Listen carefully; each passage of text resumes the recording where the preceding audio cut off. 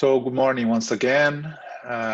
Just a reminder, our sessions are recorded. So if you don't feel comfortable with your name or image appearing, just change your name or remove your image from it. We are back to the Gospel according to Spiritism, which is the second Sunday of the month. I'm sharing where we stopped. We stopped on Chapter 8, Blessed are pure in heart, item 13. Elmo won't be able to join us today. He's on a well-deserved vacations, but we have a special guest with us, Jusara, today that will help us study the gospel. So, Zoraida, can you start on item 13? Okay. 13. Is it necessary that scandals, temptation to sin, offenses, come, said Jesus, because humans, being imperfect on earth, are inclined to do evil, and bad trees give bad fruit. Therefore, one should understand by these words that evil is a consequence of human imperfections, and that humans have an obligation to do it. Read the next one. Yes. Scandals have to happen because humans who are in atonement on earth punish themselves by being brought into contact with divine, of which they are the first victims, and whose disadvantages they eventually understand. When they get tired of suffering from evil, they will seek the remedy in good. Therefore, their reaction to these vices serves both as punishment for some and trial for others. This is how God brings out good from evil, and humans themselves are able to benefit even from bad and objectionable things. Okay, so I know we constantly talk and repeat what I'm about to say, but just to be sure that everyone knows it, we, when in understanding and studying Spiritism, we do not accept the idea that God is the one that is punishing, that God is the one that brings about humankind all the problems and disturbances we may face.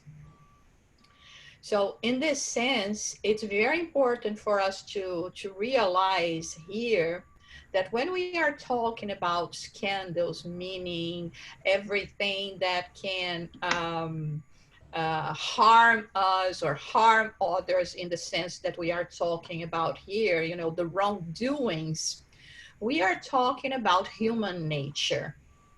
And we are talking about the consequences that our human nature will lead us to face. Because we have free will and we have the chance to choose between, you know, what is right or not, I mean, or avoiding the path of righteousness. In this case, we will have to deal with the consequences. That's why when we are talking about everything, all the difficulties, all the vicissitudes that we as human beings go through on earth, we have to accept and to understand that everything is the consequence of our actions, as individuals or as a collective body. Because sometimes, you know, I may not think, oh, what am I doing wrong to planet Earth? Maybe in your point of view now, you're not doing anything, but are you know, taking care of your garbage, you know, splitting things the way it has to be? Are you not abusing perhaps for, you know, the excessive use of water and things like that, that we think have no consequence and that it's not exactly our problem? That, you know, oh, just a little bit that I'm doing here at home, that's fine. You know, if everyone is thinking the same, we are causing problems to planet Earth, and we will reap as a collective group, right? And everyone that is now on planet Earth will face consequences that will affect the planet. In the same way, when we are talking about individual actions, and that when we talk about actions, those encompass as well our thoughts. So it's very important for us to understand that. But that there is this one phrase here that Kardec brings to our attention, that this is how God brings out good from evil. Because even when we are going through, things that other human beings have caused us in terms of, being something bad, even then we are learning lessons. We have the opportunity of growth.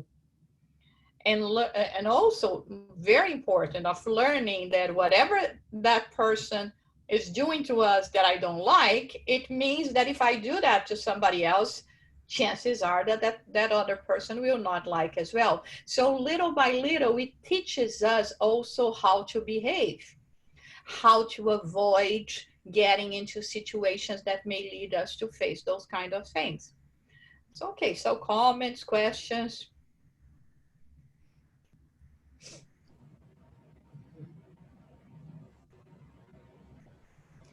Just gotta, I think sometimes, just like you said, the little things are so important to us, but we don't see it that way. Many of us think, oh, whatever, someone else will do it, like you said, throw out the garbage. Watch what you waste.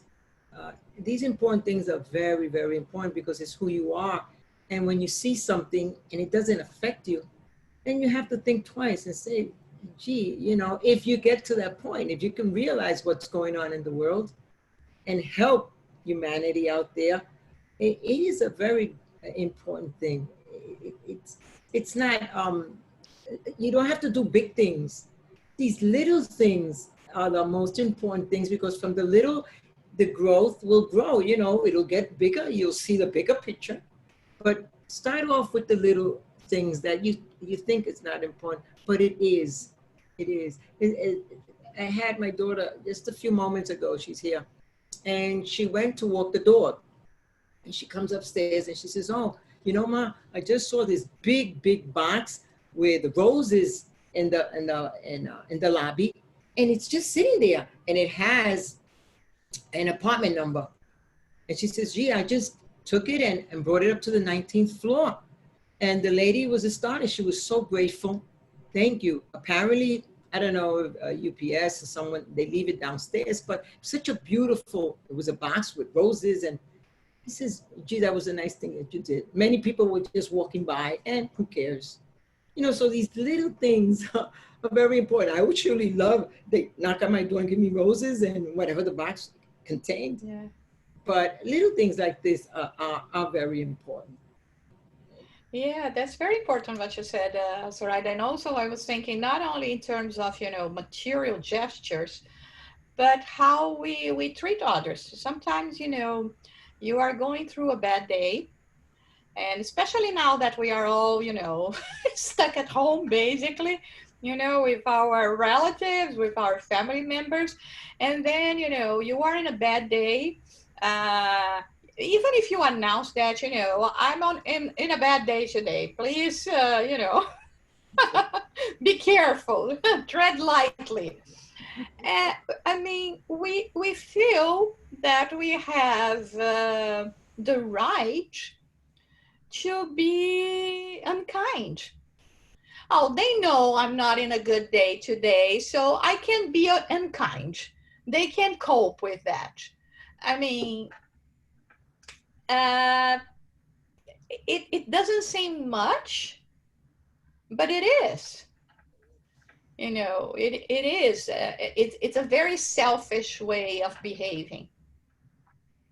Because I mean, I'm feeling like this today, and you have to respect me, and you have to treat me nicely. But I don't have the obligation to treat you nicely just because I already told you that I'm not in a good day. Okay, so I'm excused of all the rudeness that I can from now on during the day or tomorrow, etc. do, So those are things that little by little we start damaging our relationships with people as well, because we think that people should understand us, should understand our behaviors, but we are most of the time not willing to understand theirs. At the least sign of,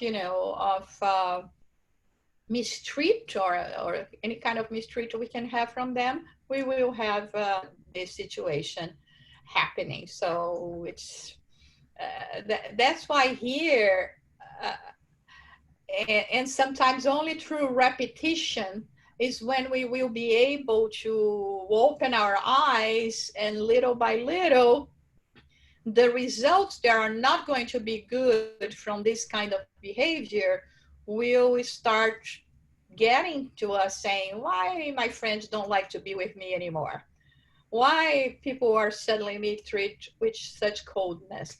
All of those things that will lead us to reevaluate our actions. Okay. Anyone else?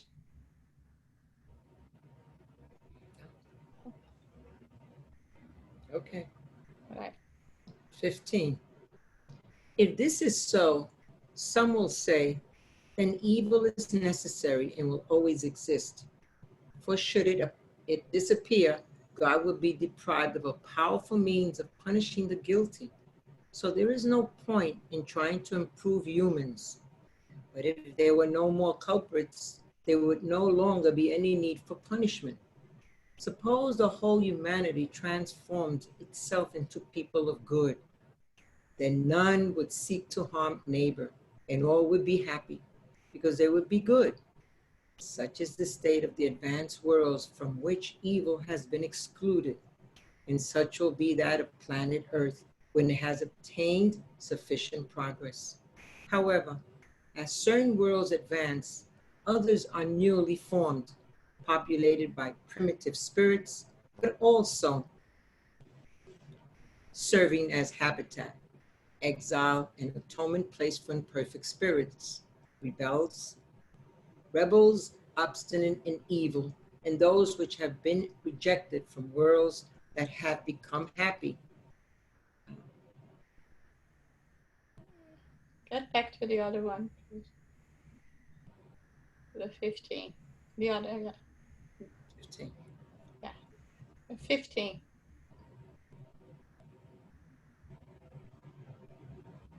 Okay.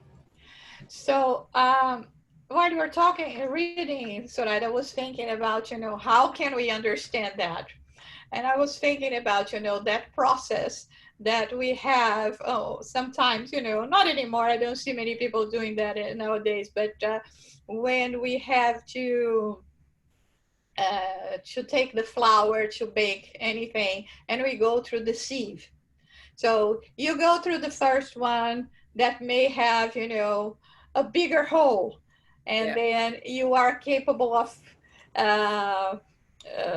separating, the biggest things that were not supposed to be there from the flour, until you go to another sieve that will be, the holes are a bit smaller and smaller. So it is the same thing here. That's, the analogy that is coming to my mind in terms of when we are talking about eliminating wrongdoings. Perhaps for still a long time we will see people doing that, and we'll be getting the consequences of it. But the less we see that, the less people do that, the more it's going to reduce. Right. To the point that is going to be something that we do not even remember anymore, that it was going to be part of history books. But of course, we cannot imagine that this is going to happen overnight. And here, the spirits are telling us, there is a way also for us, that divine providence uses in order to protect the majority when the majority reaches a certain point of involvement. If there is a minority that is still persists in doing bad, in going against, what is in vogue at the time, they will be invited to reincarnating worlds that are going to be more in tune with their inner emotions, which will be, in this case, primitive worlds. So when the time comes, when we are really going through this process of changing, of eliminating, negative things from us, then little by little, those that will resist will be removed from here, and we will see the progress in the sense as accelerating. So, but also, for us to imagine that God needs us to be causing trouble to each other, to use this as an instrument of, our involvement, of making amends. This is just so childish on our part, to imagine that the supreme intelligence, first cause of all things, needs us to make, the work of the creation goes by the the wheels going around. It's not something that it should even cross our mind. Even because when we read some of the books by Andrea Lewis, for instance, and other books, even the codification, they mention that like when they talk about in the gospel according to Spiritism, the other worlds, and where there is, and some of those worlds did not go through the same process of advancement as we did, saying it's not necessary for you to go to war, for one to kill each other, for all of this that we have in the history of planet Earth, for people to learn. If we think about, we always use the analogy of schools, right? So that planet Earth is a school. Let's think about schools on Earth. We have so many different schools that all of them have high school, okay? But can we say that the teachings and the commitment of the students are the same just because they are high school? So it is the same. So one high school, the students may be more, willing to learn, to collaborate. The teachers may be more engaged in the process of enlightening their students. And we can find a school that is right the opposite. And we are not talking here about economical levels, okay?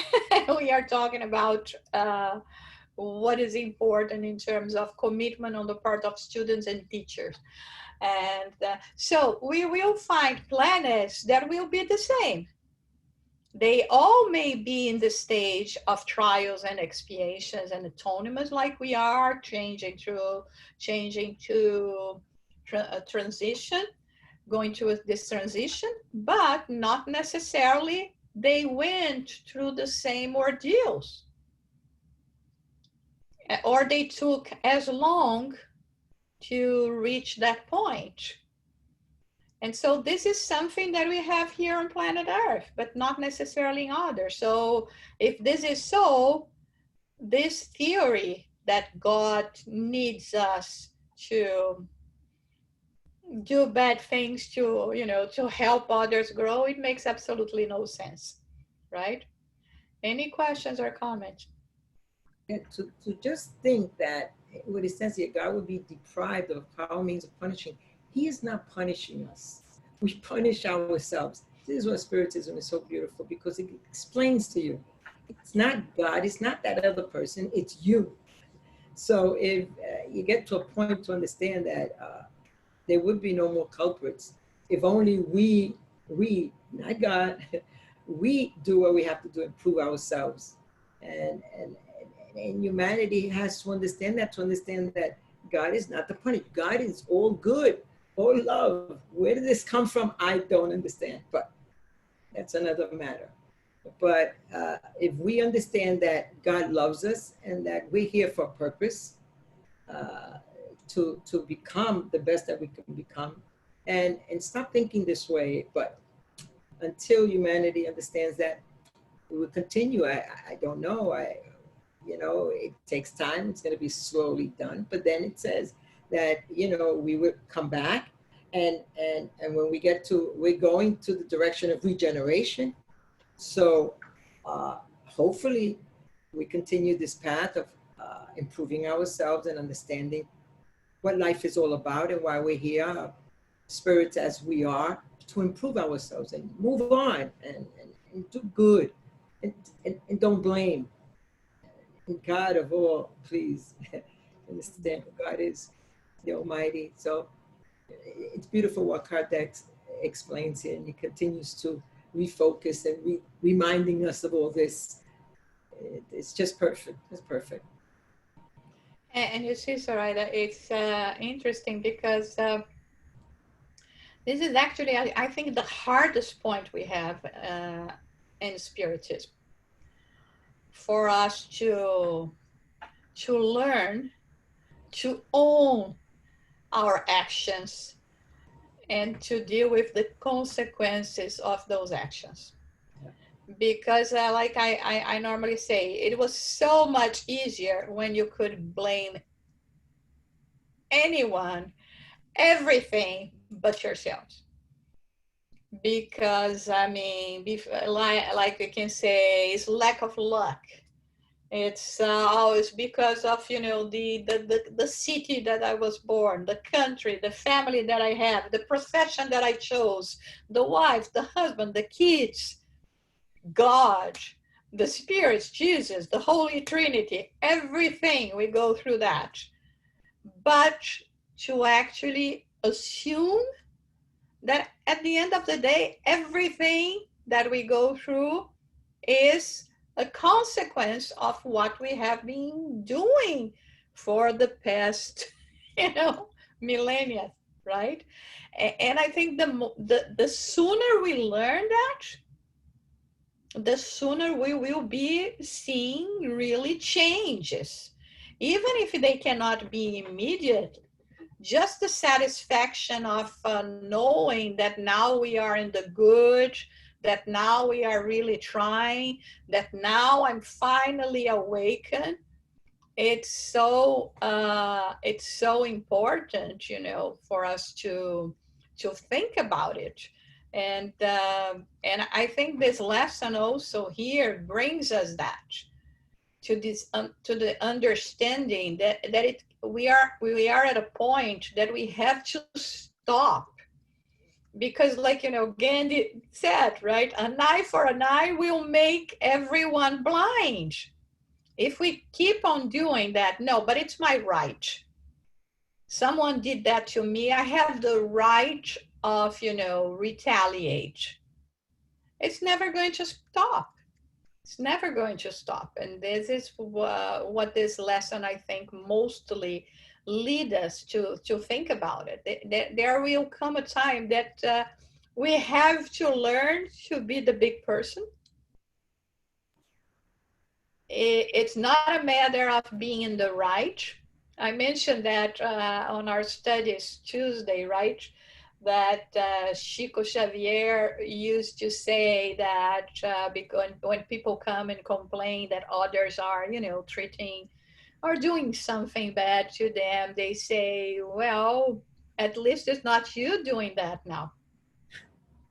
So this is another way of seeing things, or saying bad things about you. Oh, people are saying bad things about me, or they are lies. And then he would say, would you prefer it not to be a lie? So yeah, it's not the ideal. It's not what we wanted to have it yet. Sure, but it's a process, right? It is. When we talk, just to reinforce the idea of going to a less evolved world, it doesn't really mean that we are expelled, that we are condemned. It's an external force. It's just a natural law. It's the vibrations that we emit through our thoughts.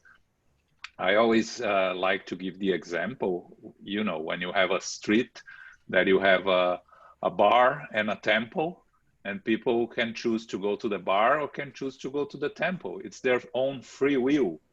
The more people go to the temple and the less people go to the bar, eventually the bar will close or move to a different location. And people that like to go to the bar will go to the different location. You apply the same as in the evolution of the worlds, and that's it, right? You go to where your mind takes you. If you don't fit anymore in this world as the world is evolving, the world becomes too boring for you, in a sense.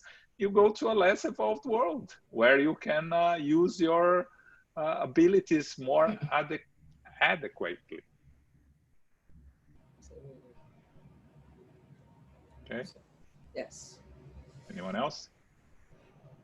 Oh, all right. 16. Yes. But woe to the one by whom the scandal, the temptation to sin comes. This is to say, evil being always evil, the one who has unwittingly served as an instrument for divine justice, and whose bad instincts have been used, has nonetheless done evil and must be punished. Thus, for example, an ungrateful child is a punishment or a trial for the parents who suffer from it, because such parents may have been bad children themselves who made their parents suffer and are now suffering the pain of retaliation. Yet their children are no more excusable and should in turn be punished in their own children or in another way. Okay.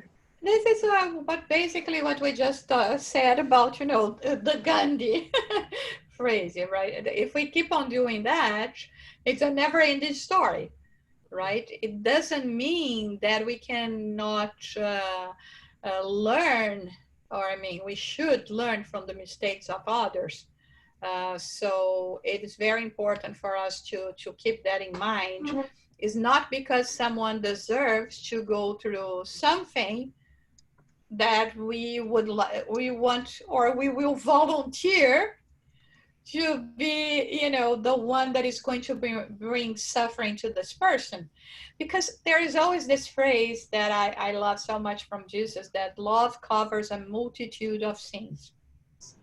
So, and that we commonly talk about in Spiritism. We don't need to evolve through pain. We can evolve through love in the sense of commitment, responsibility, charitable actions, altruistic behaviors that will help us in this process of growing, spiritually speaking, as well. So in this sense, we don't need people, spirits, to volunteer. No, me, I wanted to be the ones that will make them pay. No. So we have to help for this change to continue. At this point, it is important for us to say that none of us should feel bad, okay? Because we know we're not there yet. This is the ideal. And the more we talk about it, the more it's going to be engraved in us, the easier it is going to become for us to be able to practice, if not every day of our lives, at least every now and then until it becomes a habit, until it becomes part of who we are. So we are still, unfortunately, having negative emotions. We are still wishing bad to others in a way. We're still responding with the instincts more than our reason in certain situations. But little by little, paying attention to it, we will be able to finally make a transformation, become this new ideal that now we are talking about here. Any comments or?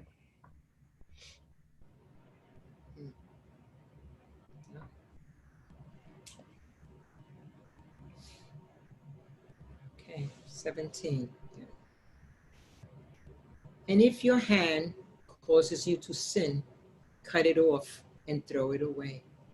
An energetic figure of speech it would be absurd to take literally, and which simply means that one must destroy in oneself any cause of scandal, that is to say, of evil, to tear from her heart all impure feelings and all vicious principles. That is to say, it would still be better for someone to have had his or her hand cut than if that hand had been for this person instrumental in committing a bad action. To be deprived of sight only if your eyes had bad thoughts. Jesus said, nothing absurd for anyone who understood the allegorical and profound meaning of his words. But many things cannot be understood without the key that Spiritism gives to it. And this is very easy for us to practice if we pay attention to ourselves and if we pay attention to what we are doing. Let's say that I'm an alcoholic. And of course, I'm dealing with the process of not drinking anymore. I'm not going to be going to bars because I know that it will be very hard for me to deal with that situation, right? So this is what, if you know that this can cause you any kind of harm, avoid or cut it off. You know that you may have, let's say, toxic people around you. As much as you can, try not to be with those people. Because every time you go and meet those people, you don't feel well. If you have a tendency or you have a problem with diabetes, and people call you to go to a patisserie, to a place only with cakes and sweets and etc. I mean, you have the right to say, you know what, it's very hard for me to deal with that. I prefer not to go, right? This is my decision. Instead of going, suffering because I have the desire, suffer the temptation, and even worse if you succumb to the temptation. So this is why, not understanding just this lesson or this item in particular from a material perspective, like I'm going to cut my hand or, remove my stomach or something that, can help you cope with that. But to think about behaviors, other vices, addictions we may have, and how we can deal with that. And this is something that we can do on the day-to-day basis, even from simple things. Let's say there are people that if they do not eat at the right time, they become in a very bad mood. Okay, it's easy for you to plan to eat at the right time and not to impose to others and to yourself to be in a bad mood. Or you need like 6-7 hours of sleep. Plan in a way that you will be able to do that, you know, in agreement with your body. But the key point here is always the same. We have to listen to ourselves. We have to analyze ourselves, and we are not doing that much.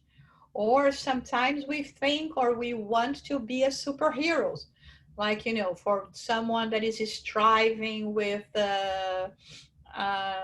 this problem of drinking, saying, no, I can go there and I will be, you know, in control.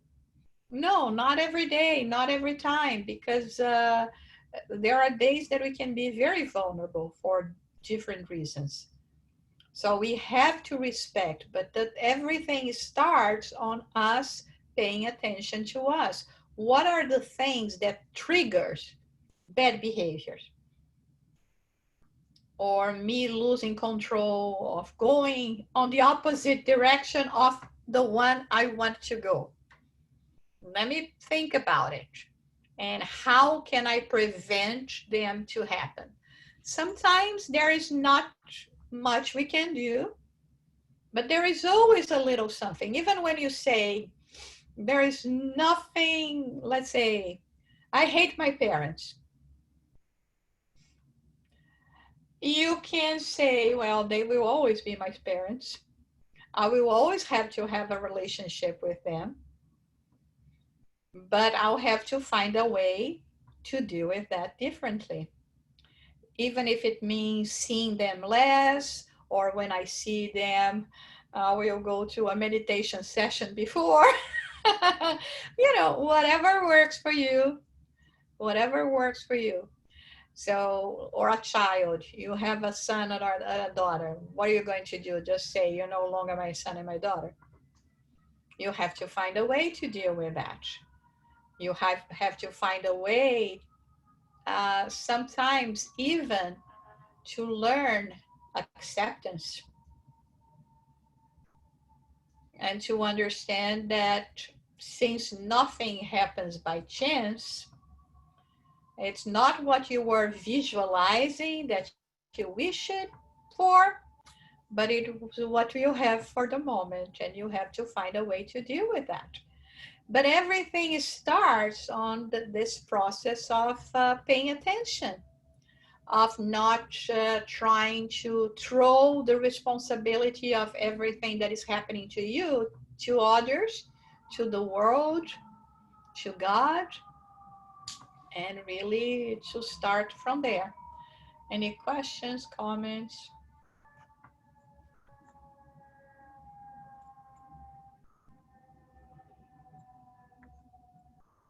Oh, okay. Let the children come to me. Christ said, let the little children come to me. These words, so profound in their simplicity, did not refer to the simple appeal of children, but to that of souls that gravitate in the lower circles where misfortune ignores hope. Jesus called to him the intellectual infancy of fully grown individuals, the weak, the enslaved, the vicious.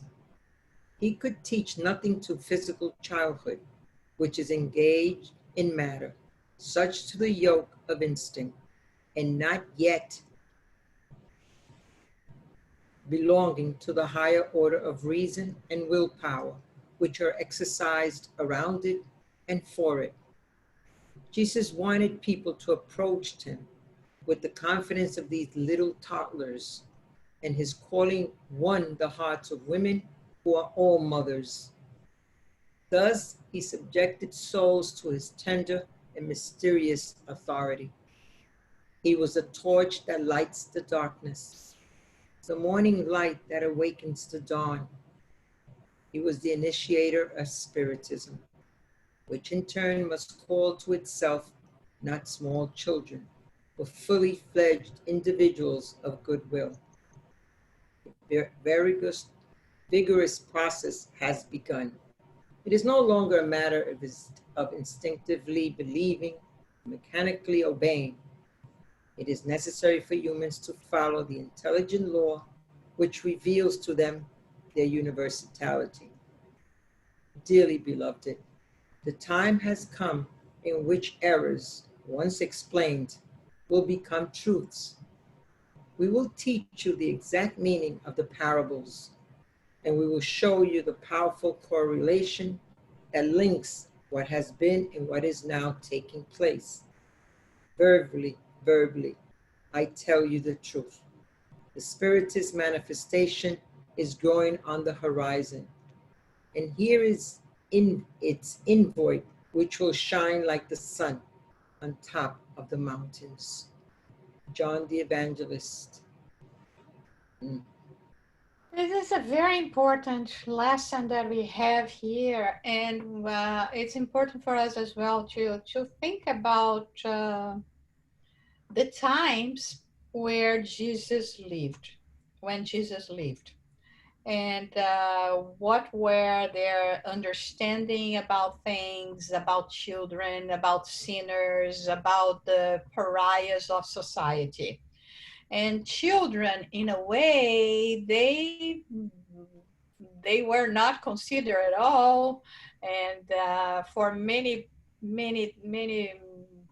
centuries after, they were even abused in terms of, they were subject to extreme labor, etc., until we start seeing the whole process and understanding the whole process. So here Jesus is trying to make a comparison for us to understand that first of all, we should not prevent anyone to go to him because of our understanding. Oh, they are too small. They are too incapable of understanding or being able to share the company or enjoy the company of Jesus. So he was saying that. At the same time, he was teaching lessons in the sense that all of us should be like children, or what they represented, because we would see children from up to today as being a blank slate, and then represent purity, which is not the case. But it's very interesting with when we think about the times of Jesus is, I don't know if you know, but Moses was the one that brought the idea of do to others what we want to do to ourselves. Is this, love your neighbor in a way. But for the Jewish people at the time, the interpretation that they had in terms of, Moses' words, that I think it's in the Leviticus 19 something, is more related to people that are really close to you, neighbor that is really close up to a certain point. And so when Jesus came, and that's why we have in that parable saying, but who is my neighbor? The parable of the Samaritan, who is my neighbor? And in a way, Jesus tried to explain that is the whole humanity. That he brought this completely different approach of us going after the ones in need, of us looking for the frailties of humanity, and not putting us apart from it. Because you see, even when, again, we look at the parable of the Samaritan, both the doctor of the law and the Levite, when they passed along the man that was in need, was because they have just returned from the temple and they had cleansed themselves, and would be a sign of impurity if they were to touch this man. They would have to go through all the process of become pure again, just because they touched the man, and especially because he was bleeding. That was even worse. And Jesus, in a way, he says here, we have to go after them. So he changed the paradigm of our understanding, say, instead of you moving away from the sinners in order not to be contaminated by them, you should move towards them in order to help them and assist them. This is a completely new way of seeing things. And of course, that's what, led him to crucifixion, because the Jewish people could not accept that. For to them, the exterior acts were so much more important than all of that.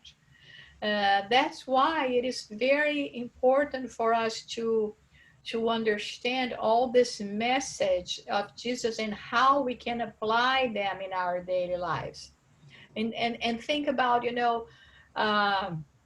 the same way that we can contaminate others, we actually we can be contaminated. We can contaminate others to good as well, through our behaviors, to our actions, and not to dismiss people because we think that they are too immature. Like in this case, they are children-like spirits. Whatever we can provide to them, because we can be certain that someone or several someones have done that to us, and that's why we are where we are today.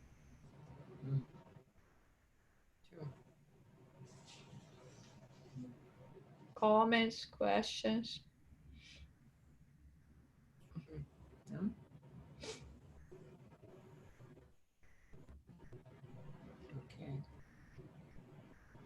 Okay, 19.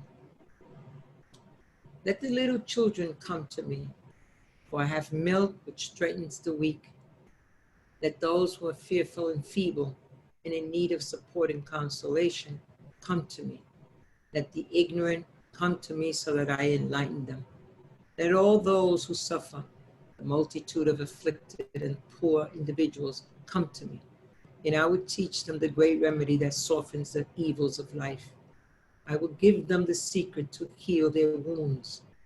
What is it, my friends? This sovereign balm possessing virtue par excellence, this balm which is applied to all wounds of the heart, closing them? Is it love? Is it charity?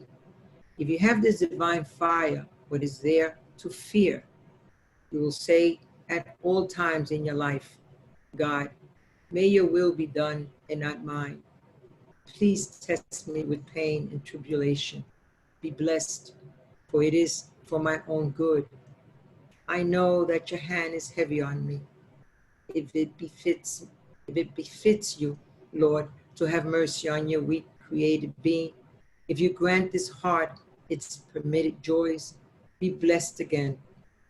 But make sure that divine love does not fall asleep in my soul, and that it constantly brings up the voice of my gratitude at your feet.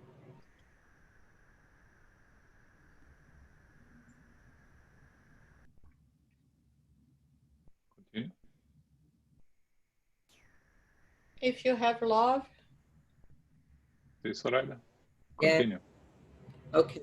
If you have love, you will have everything that is to be desired on earth. You possess the pearl per excellence that neither events nor the weakness of those who hate and persecute you will be able to take away. If you have love, you will have placed your treasures where wounds and rust cannot reach them, and you will see imperceptibly effaced from your soul everything that can defile its purity. You will feel the weight of matter lighten day by day, and like the bird that hovers in the air and leaves the earth behind, you will constantly climb. You will forever climb until your exhilarated soul can drink from its element of life in the bosom of the Lord, a protector spirit. Go back to the other page. Okay, so what a beautiful message, right? In other words, Jesus is telling us here, I have something for everyone. Whatever you need, you can find in me, through me, what can give you peace, solace, consolation, and whatever we are in need for. The problem is, like when we studied that passage, come to me, all you that are suffering, for my yoke is light, and we still not so sure what we have to do, and I mean we still resist this call, and it makes things harder for us, because at the same time that some days we say, no, I want it to be different, I want to do things in a different way. There are other days that we just get so distracted that we don't care, that we start thinking more about just the material perspective, which in absolutely we are not saying here that we shouldn't. We just always say, I mean, we live in a material world, we have to take care of our material needs, but we are not only that. And the great majority, unfortunately, is ignoring their spiritual nature. So here is trying to reach a balance between matter and spirit, and see what we actually need and what can we get, and the way that we can do that, not only to ourselves but to others, it is to selflessness. It is to through self-love. It is to through love others, because many times the problem is that we don't feel that we should go this way, and I mean it's so much easier for us to just keep on doing what we normally do, right? Why am I going to bother changing or move away from my current instincts? But this is spirit here that I think that if it's not Paul, he's definitely working with Paul of Tarsus, right? Because the way, especially in the last paragraph, he talks about love. It reminds me very much of that passage from the letter of Paul to the Corinthians. You know, if you have love, putting love above everything. And again, when we talk about love, it's not passion, it's not the humankind, but it's a love that the way we understand. But it's that sentiment, that noble sentiment, that can actually make things move. And so this is what the Spirit is telling us here. We just have to be able to accept and embrace the invitation to find whatever we need to be in peace and to be happy.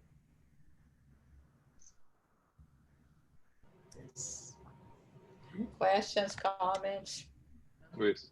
True. Oi. You brushed the subject. I was going to ask it the same way, but anyway, could you elaborate and give us your view on the semantics, the meaning of love in this context? Yeah, there are actually, I know a little bit, even because when we are talking about the originals, okay, there are different ways that they talk about the love that is agape, and I will remember the other one in it, and the one that is more like Phyllis.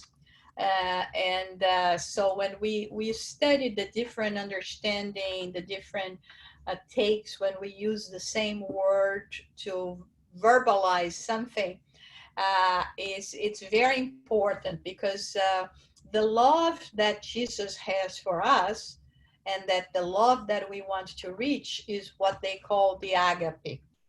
That is the love par excellence, that emotion that we have to have in terms of really understanding what those level of spirits, like John the Evangelist, for instance, is talking about, is the unconditional love, the spiritual love. But there is the love that is called Phyllis as well. That is basically the love that we have,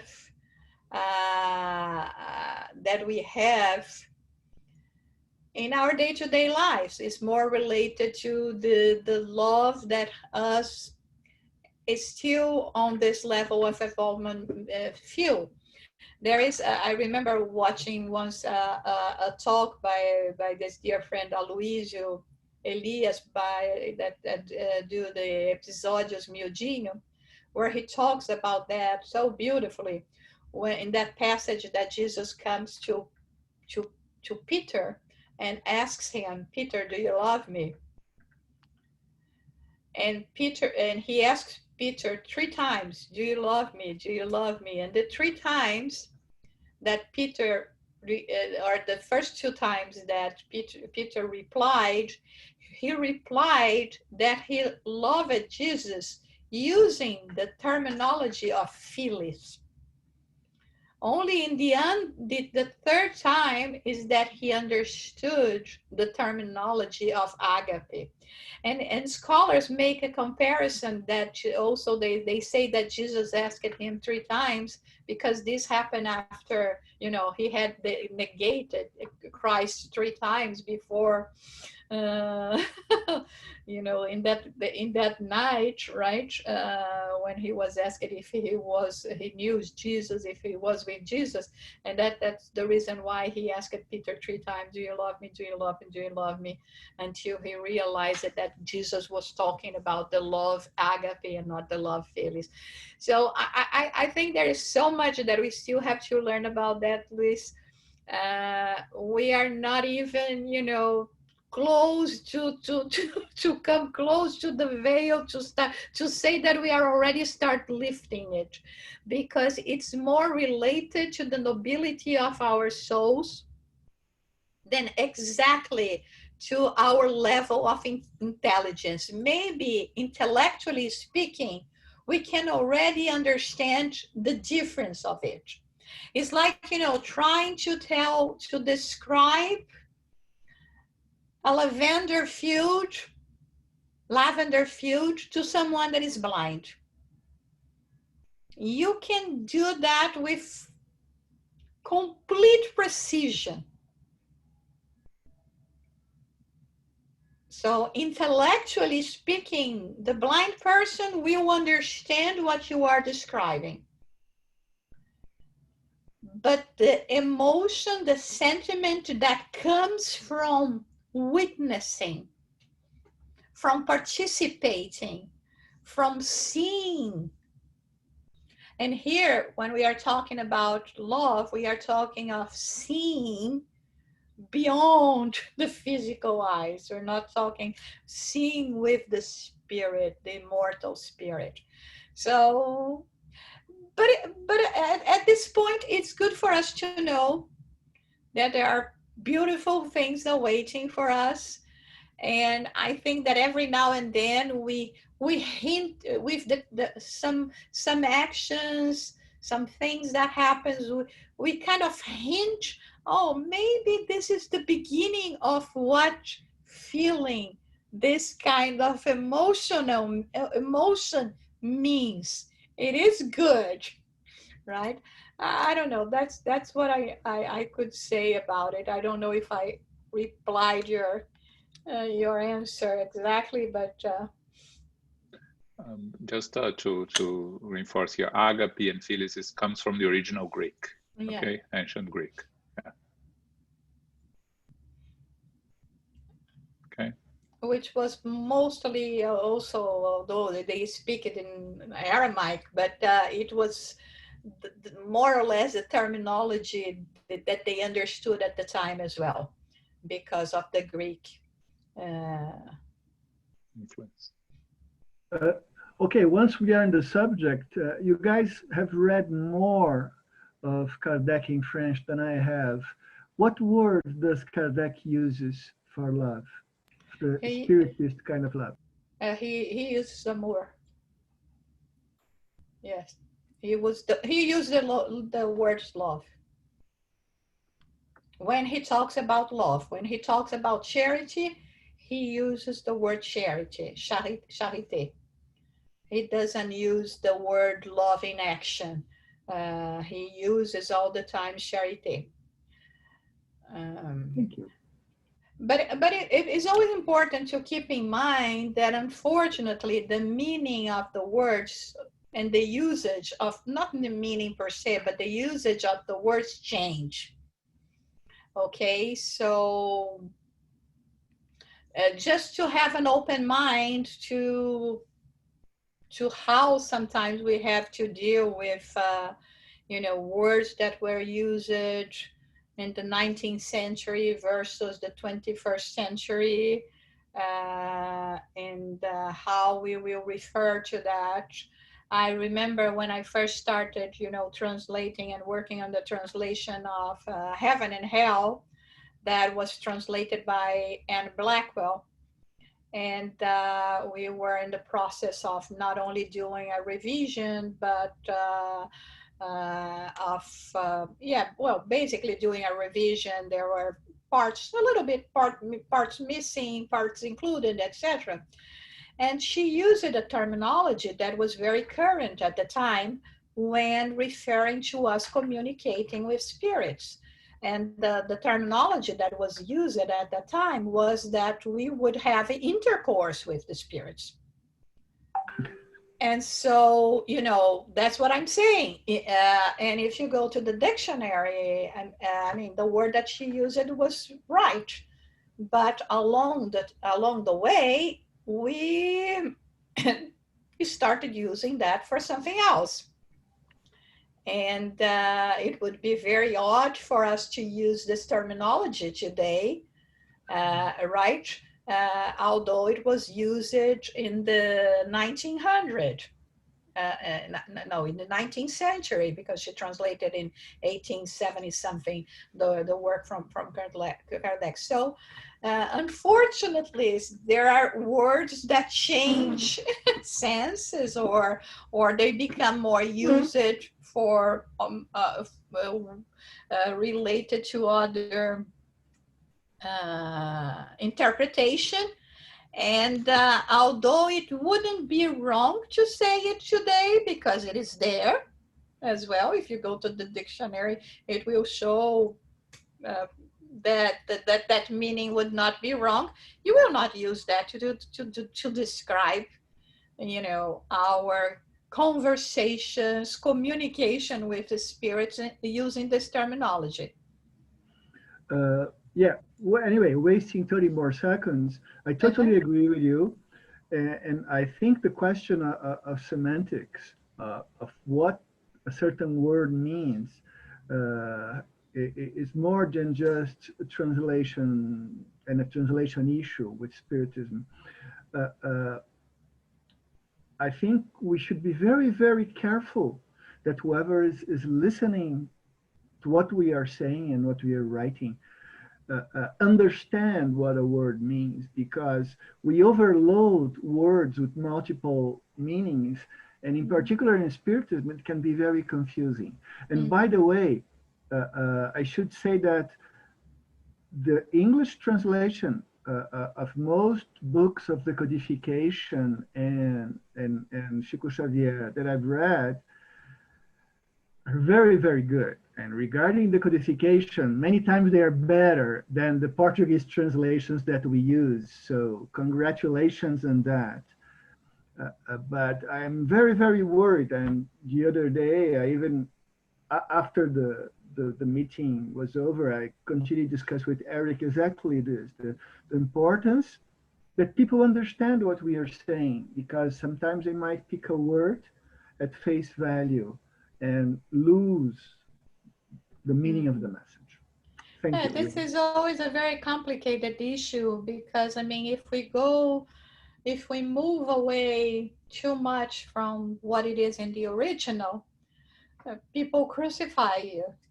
But we always have to be very sensitive to the culture, to the understanding of and the usage of certain words as well.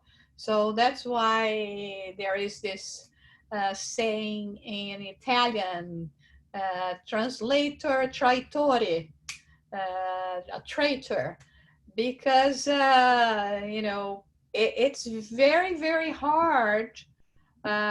We always try to do our best, but we sometimes, at least for the sake of not being too much criticized, sometimes we sacrifice the understanding of the native language that we want to do, and we will stay more with the original just because of that, because there are many people that will come and say, no, but this should be like this, you know. So it's no glorious work sometimes. I know, Luis, one of your favorites is fluids, right? That's the one that you always are discussing, right? Yeah. I love fluid, but that's more a technical issue. But fluids is great. Magnetism as well. Yeah. No, and I mean, the thing is, and it's always important to think what Kardec said, to a new science, we need new words. And when we are translating that to other languages as well, those words do not exist. And it's very, very complicated. Take, for instance, the word passes. Oh, I was the one that brought the word passes in English. And I have to tell you, I was so much criticized because they thought that I was kind of, you know, putting a Brazilian influence in the word, because mostly in English they already work it with this word as being healing. And I said, well, healing is the consequence of passes, not the passes, when we are talking about the actual, you know, whole thing about doing that. And it was very, very hard. And I remember going to Americans, and they would tell me, you know what, Jusara, we don't know anything about it. We don't know passes. We don't know these words. We don't know anything. If you say that this is called passes, to us is good. And then, you know, it took a few years before the Metropolitan Museum here in New York, in the heart of New York City, Manhattan, it started an exhibition and about the occult, where they brought pictures from the spirits and all that. Well, I went 1,000 times, not 1,000, but a lot of times, because everyone that came to the city wanted to go, wanted me to take them there. And in very big letters, and even in the book that they published, they use the words universal fluid. It was written in the walls, not universal cosmic fluid, but universal fluid. So they knew about it. And magnetic passes. And they described it that they had a hand from a cadaver. The one they had two, right? The one that had received magnetic passes, and the other one that had not. And the one that received magnetic passes were in much better condition, not as much deteriorated as the other one that didn't receive it magnetic passes. At this point, my book was already published, the Practical Guide for Magnetic and Spiritual Passes, you know, and the word was there. So I took photographs, I recommended the book, I said, listen, you were saying, and then I found another book from Carlos Castaneda that was called also, I think, something Magnetic Passes or something like that. So, you know, but this just to say how hard it is, you know, when you have to, I can only imagine even Kardec at that time, you know, thinking about coming with words and how people would be reacting Every spirit was probably very hard. very hard, but I think this is the one that he gave it, you know, such an incredible analogy that people could not fight him too much in relation to that.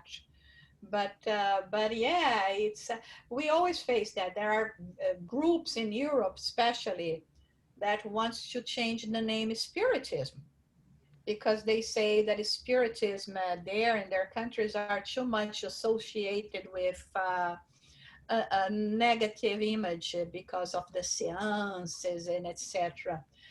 And then I heard a talk by Raul Teixeira that he says, I don't understand these people in Europe that wants to change the word, the name Spiritism to something else. After all, the word Spiritism was created in Europe. Right? Spiritism appeared in Europe. What are they talking about, you know? So yeah, it's always quite hard for us to reestablish as well a good reputation. So yeah, we do the best that we can, but and you are doing so very well, Ju. It's yeah, great. we hope for the best.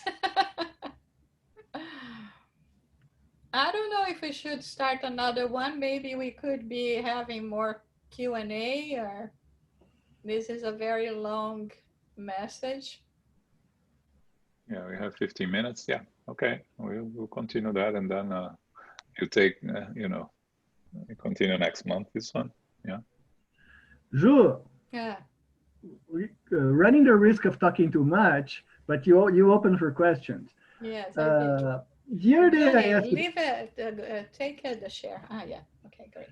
The other day I asked Elmo this, but I'm going to ask you a similar question regarding evocation. Emmanuel is very adamant that we should never, under any condition, evocate one specific spirit. On the other hand, Kardec, along the codification, suggests just the opposite, that we should always try to direct in our mediunic, where are you? There you are. You changed places here. Okay. To direct our questions to a specific spirit. So what's your opinion regarding evocation in the current age? Should it be done? I think we have to first of all think about the different needs of different times. Okay, and when we talk about the beginning of the spiritist phenomena, the needs were different. And we see that there were much more, you know, phenomena being accomplished, happening than we have today. Not that we cannot have those kind of phenomena today. It's perfectly doable, of course, but it's the needs change. first, the idea was to call the attention of people.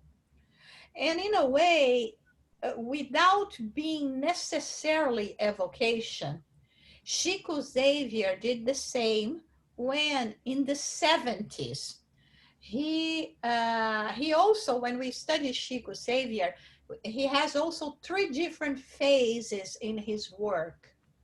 And the last phase is exactly the phase of the letters of the dead to console people.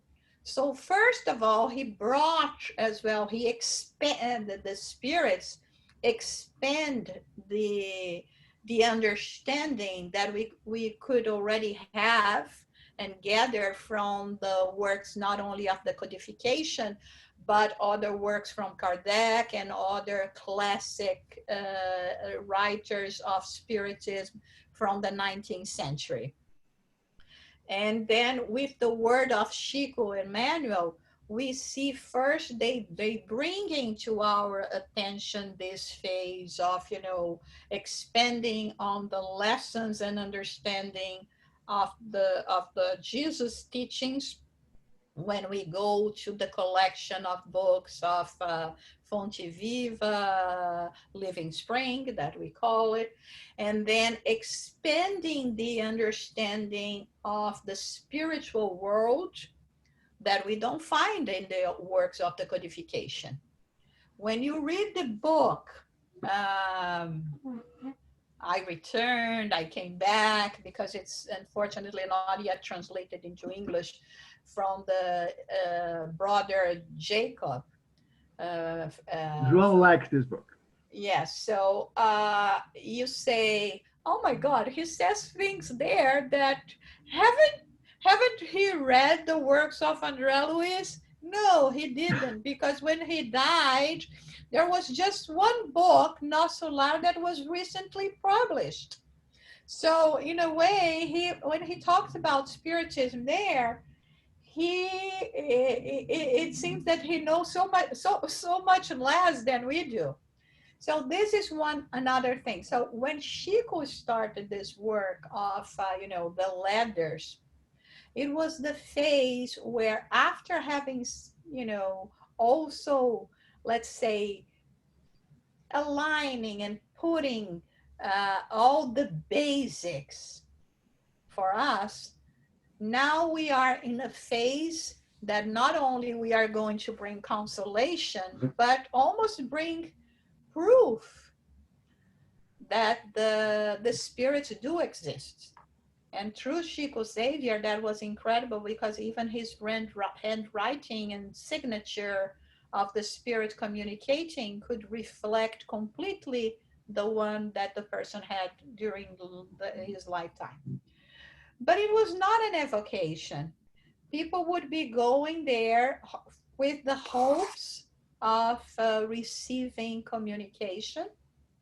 Some of them did, others did not. Others receive it to a third party. And so I think it's always, and even with Chico, we learn when he says the phone doesn't ring from here to there, it rings from there to here.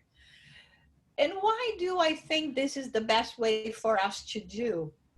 Not that we cannot wish to, I mean, I can say I would wish to talk to my mom, I would really wish to receive a communication from her or my dad, But in terms of evocating, knowing that this, I mean, first of all, the spirits may not be in condition at all to communicate. Or when they are, they may not have the possibility, or they may not have the time, or they may have other reasons not to. And so I especially when we are talking about messages that are very personal, I only trust them when there was no evocation, when they come spontaneously, but, and so, I think we live at a time of Kardec that it was the experimental with Spiritism. Even sometimes when we talk about the representatives of Spiritism, like Divaldo and even Raul Teixeira and others, they come and because they are orators, they impact us, they call our attention. But then we need the second wave, that is the people that will expand the teachings, that will be more like, teachers, in a way, conductors, than necessarily orators, that they will help in this expanding. So I think when we are talking about Spiritism in the time of Kardec, was the time of the experimental, of establishing the basis, and those things had to happen. And Kardec himself all the time says, we are not here because of the phenomena. We are here to learn from the phenomena how to become, moral individuals. So it is from the lessons. So the phenomena only is important when it brings us to them. And if we were to be continuing just with the phenomena, we would not be true to Kardec at this point. I understand that there are many people saying, oh, if you could do, the healings in your spiritist center, if you could, have sessions of materialization, you would have so much more people. But this is not the kind of people that we are looking for. We are looking for people that are willing to change themselves. I think it's in the book Jesus at home, that we have a passage. I'm not so sure if it's there or if it's one of the book of Humberto de Campos, that the disciples go to Jesus and says, Jesus, I think there is a better marketing strategy for your appearances in public. What if instead of you going and do as you always do, that you talk and talk and teach, and then you do one healing here and there, you start with the healing. I'm sure people will, there will be a big crowd of people. Today, Jesus is healing, big lines. And Jesus look at them like, I guess, imagine, oh my God, when are they going to learn? But okay, he said, I'm going to comply with the will of my children. And he goes to this place and he starts with the healing, like the disciples suggested. And when it was time for him to start speaking, they noticed that there were barely anyone there. They all said, oh, now it's too late. Now I have to go back home. Now this, now that, now that. And when the substance, the healing of the spirit came, they were not there. So yeah, we have to conform that we are not much different today, and that it requires a lot of effort and commitment on our part, because we wanted to have a shortcut. Oh my God, I wish I could delegate my problems to others. Here you have, go and do something about it, right? But it's not, it's personal effort. There is no other way. And it depends on spiritual maturity. Not that we don't complain. It's like children that when have to go to school, the parents come, it's time, go to school. I don't want it. Oh, it's too early. All of this, we complain. But we do realize that it's, at the end of the day, is what is good for us, but not without complaining. So I think we are in this phase right now, okay? where we already know that it's good for me. I like to go to school. I like to learn. I like to go to be with my teachers and colleagues and this and that. But I still complain that it's too much work, and it's too early, it's too long hours. And now it's I have to be in front of a computer, right, to have classes. We are always complaining. So yeah, no, I think we passed that time already. And we have to understand that we are not here because of the phenomena. We are here to make, what the phenomena has brought to us already finally sink in and make us wake up to what we have to do. Thanks. Thank you, Lucetta. That's beautiful. Thank you. Okay. All right. Thanks, Rosara, for the special participation today. Yes. We hope we can bring you back more on Sundays. Yes. I'll try. Good to see you, Jim. I miss you. Yes. It's good to see you too. I miss you all very much. Yeah, good to Yes. see you. Thank you. Thanks for joining us, Jim. Yeah, I thought about you the other day. I thought, where is Jim? Yeah, he should join us. And then Here we you are. come. I must have heard. Yeah. Yes. Mm-hmm. Okay, so before we close, a couple of announcements. This coming Sunday, next Sunday, we are going to study On the Way to the Light. It's the third Sunday of the month. On the last Sunday of this month, on the 25th, we have a special lecture by Tanya Stevanin from London, from the UK, sorry.